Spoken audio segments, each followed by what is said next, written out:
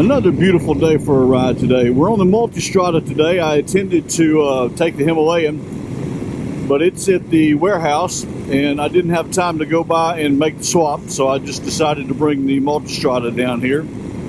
We're going to Raymond, the city of Raymond. It's just south of Jackson, and visit the historic Battle of Raymond site that was part of the Vicksburg Campaign. The Vicksburg Campaign led eventually to the capture of Jackson by Union troops and the siege of Vicksburg. And when Vicksburg finally fell, that gave the Union control of the Mississippi River, and it was one of the final nails in the coffin for the Confederacy.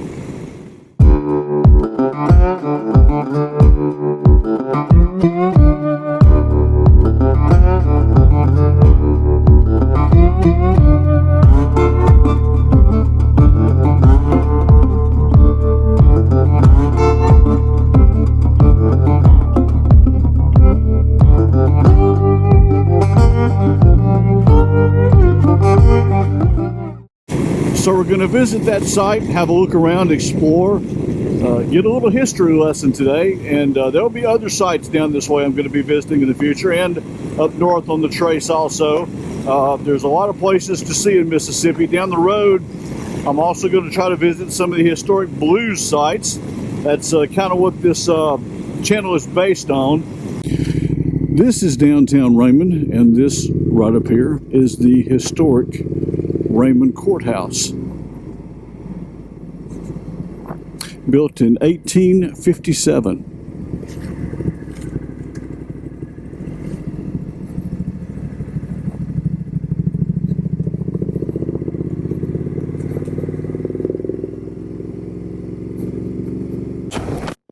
This is the first part of the Battle of Raymond Park.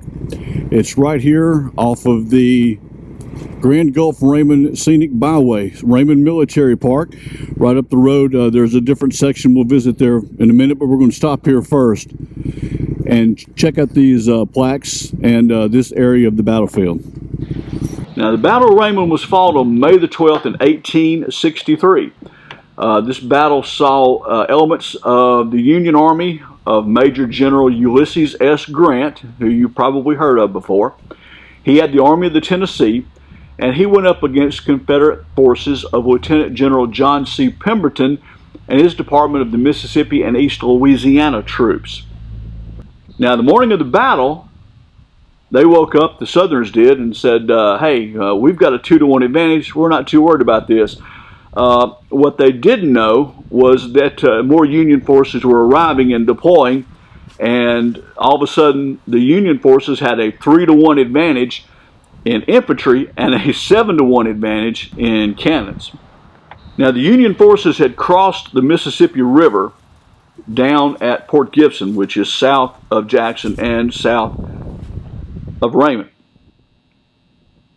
They were marching toward Jackson, and Pemberton's plan originally was to hold the Union forces at this natural barrier, this 14-mile creek. But some clever maneuvers by Grant and some soldiers that sabotaged the rail line that ran from the south part of Mississippi up into Jackson managed to split the existing Southern forces and delayed the arrival of reinforcements. On the morning of the 12th, the local commander, Brigadier General John Gregg, thought he was facing a mere Union raiding party. So he marched his troops through Raymond and took up positions overlooking the bridge spanning 14 Mile Creek. He thought the Northerners would storm the bridge to prevent it from being burned and therefore stifling their advance.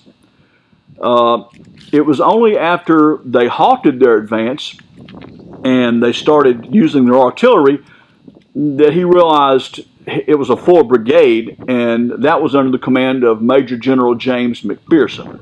This is a row of cannons facing north. This is on the north side of the battlefield. It's a good place to visit. There's several plaques to tell you what went on and what generals were involved. A little bit of information about how the cannons operate, how many soldiers it took to operate each cannon. Interesting information like that. Now, originally, General Pemberton had wanted Gregg to retreat to Jackson and force Grant's army to follow. That would open up their flanks to an ambush.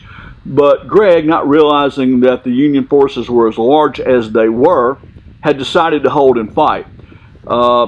McPherson, the Union general, suspected an ambush was in the works and diverted some of his troops to his rear and to his flanks. So over the course of the battle, it was fought right here by this creek. There was a large field that soldiers advanced across. There was some wooded area, and of course the terrain now is different than the terrain then, but the field was there at the time. But the Union had superior numbers and had superior cannon especially. So with that in mind, the Union troops routed the Southern forces and forced them to retreat to Jackson, where they were going to await reinforcements. The casualties from the North were 68 dead, 34 wounded, 37 missing, and the South suffered 100 dead, 305 wounded, and another 415 captured. The cannon are placed in the exact spot that were placed during the battle. They were excavating the site and found some cannonball that were fired by these cannon. And originally the cannon were set, I believe, several hundred yards further back, which is where they thought they were. But when they found this cannonball, there is a timer that they used back then that set into the cannonball, and it had a fuse that would be set depending on the distance that the cannon was from who they were firing at. So they used this fuse's setting to determine the distance from where the cannon was to where the target was. And by measuring that distance, they brought it back and put the cannons at this exact location. Remember, there's no cost to visit this site. This was all done by local people, local historians. It was financed locally. The plaques match the same type of plaques you'll see at a national military park because they were created by the same manufacturer. But these were all sponsored by local people. And the donations to make the battlefield site were, for the most part, local donations. So keep that in mind when you visit the site. This is something that was done to preserve this history. And if you're going to go, be respectful of the site and take care of it. Okay, we're going to take a little bit different route back this time. We're not going to go back down the Natchez Trace. We've gone up through Bolton, Mississippi, and we're going to go through a little section of road that's not something you see every day in rural Mississippi. And you'll see what I mean when we get there. So we are on a rural road just outside of Bolton. And you turn a corner and all of a sudden it's beautiful. You have all these trees covering the road. You have curbing.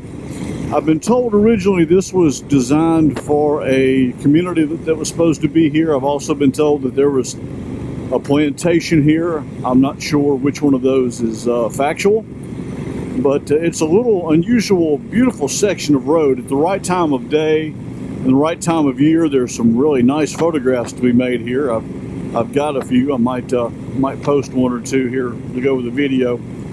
But it's just something you don't see every day in Mississippi. And it's just a nice little stretch of road that most people don't even know exists. I hope you enjoyed our little ride today down to the city of Raymond and the historic Battle of Raymond site. We'll be visiting other sites like that around the area, along with some blues markers and just some other general sites of interest, and hopefully take a nice ride to get there and come back.